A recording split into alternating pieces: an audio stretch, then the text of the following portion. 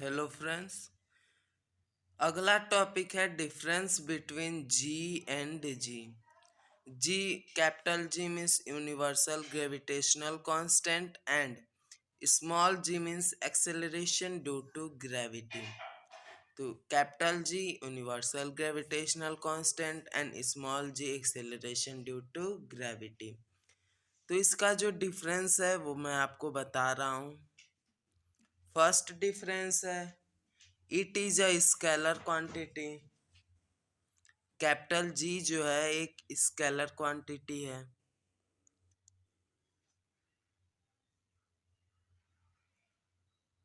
Scalar quantity and small g जो है वो क्या है? Vector quantity. It is a vector quantity.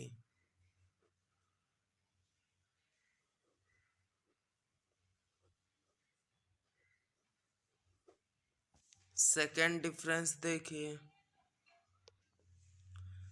It it is never zero. ये कभी जीरो नहीं होता। कहीं आप यूनिवर्स में कहीं चले जाइए, ये कभी कैपिटल जी जीरो नहीं होगा। लेकिन स्मॉल जी जीरो हो सकता है। It is zero at the centre of the earth. It is zero at the centre of earth.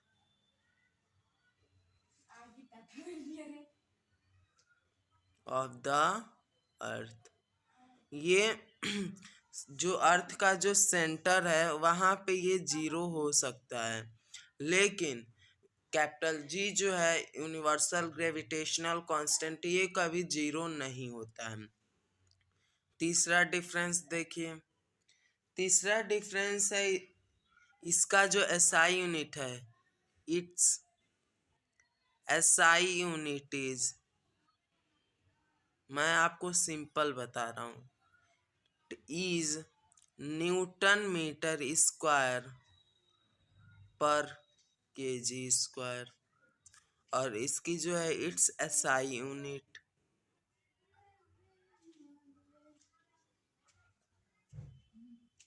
Is metre per second square. ये इसकी एसआई यूनिट होती है। चौथा डिफरेंस देखिए, it's value is, it's value is 6.67 into 10⁻⁻11 newton metre square per KG square. और इसकी value होती है, इट्स वैल्यू इज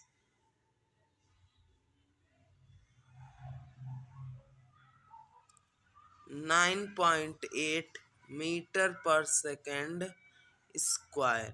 इसकी वैल्यू होती है, इसकी वैल्यू होती है। ये चार डिफरेंस मैंने आपको बताया। अब अगली टॉपिक की ओर बढ़ते हैं। अगली टॉपिक है equation of motions for freely falling bodies. First chapter में था इक्वेशन। फर्स्ट इक्वेशन था v is equal to u plus a t, ये था। तो लेकिन अब इसमें है जो हमारा है, इसमें है free falling bodies. Free falling bodies, तो जो हमारा ए है वो क्या है? एक्सेलरेशन है।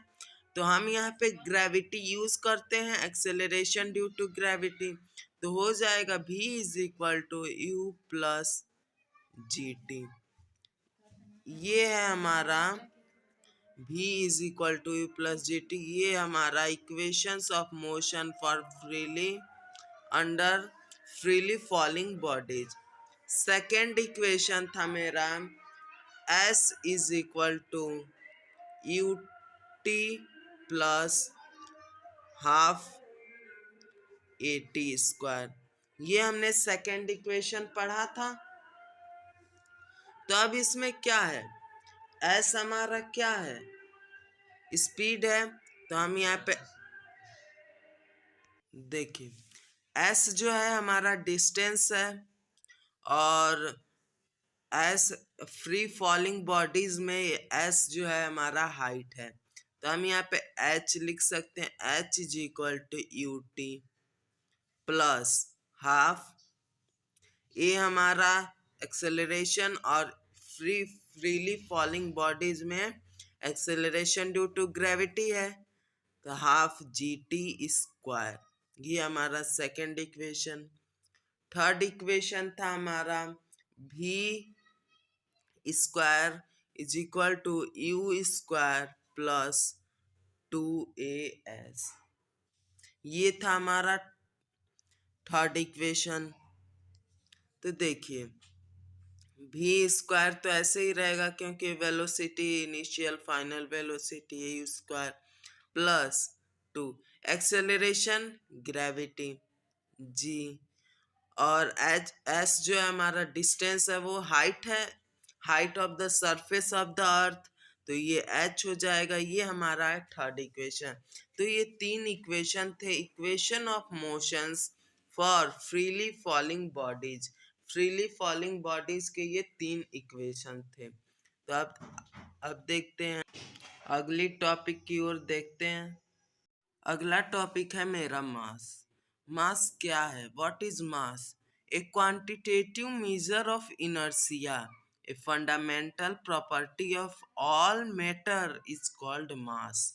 मास उसको कहते हैं जैसे जड़ता का एक मात्रक, जड़ता का एक मात्रक जो सभी पदार्थों को मौलिक संपत्ति को मास कहा जाता है।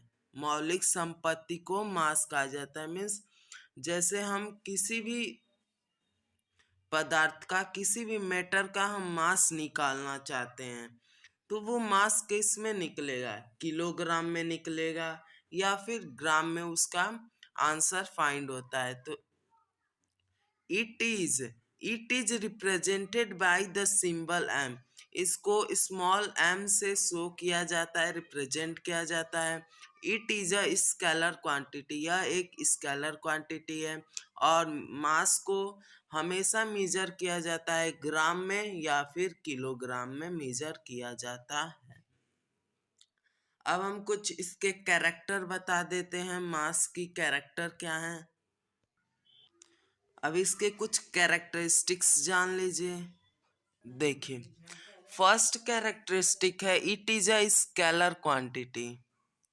It is a scalar quantity.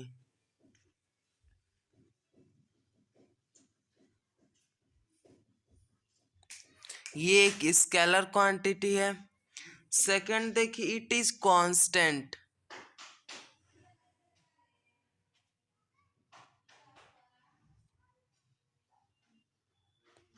मतलब मान जाइए एक ऑब्जेक्ट का मास, एक ऑब्जेक्ट का मास 5 kg है, तो इसका जो 5 kg है इसका मास वो चेंज नहीं होता है।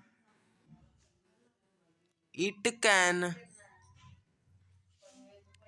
Never be zero.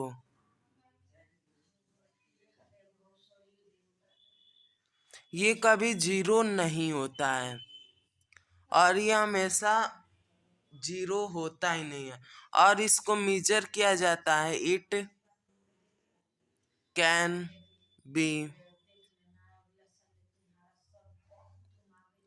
measure with the help of beam balance, with the help of beam balance, BEAM,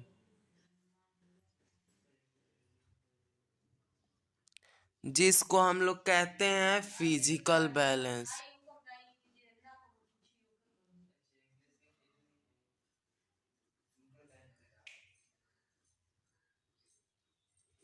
जिसको फिजिकल बैलेंस कहते हैं। ये 4 टॉपिक हैं, आप इससे बहुत अच्छे से लर्न कर लेंगे, बहुत अच्छे से समझ लेंगे, कोई एग्जाम में कोई परेशानी नहीं होगी।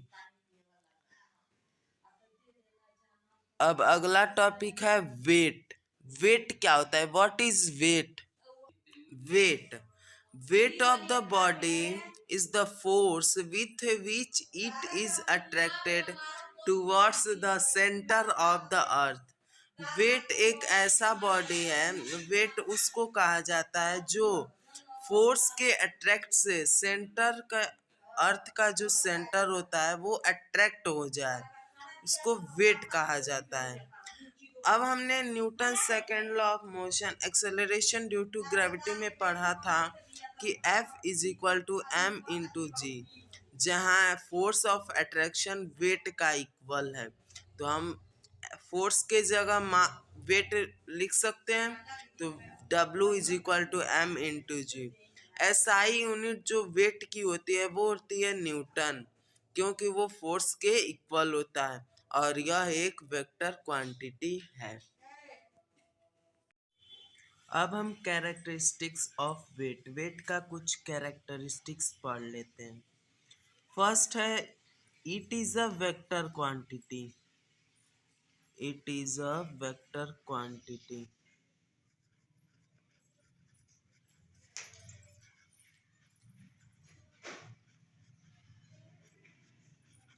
यह एक वेक्टर क्वांटिटी और मास हमारा क्या है? Scalar quantity. It is measured with a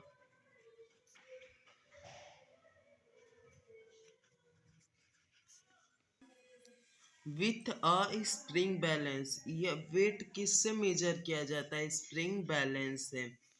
third है the weight of a body change from place to place. जब हमारा मान जाइए एक ऑब्जेक्ट का वेट है 5 kg, तो जब ये मून पे जाएगा तो इसका वेट जो होगा वो चेंज हो जाएगा। यही कहा गया है the weight of a body change from place to place. वो हर जगह अपने वेट को चेंज करता रहता है। The SI unit of weight is newton. क्यों है न्यूटन? एसआई यूनिट वेट का न्यूटन है। क्यों? क्योंकि वो फोर्स के इक्वल है। लिख दीजिए बिकॉज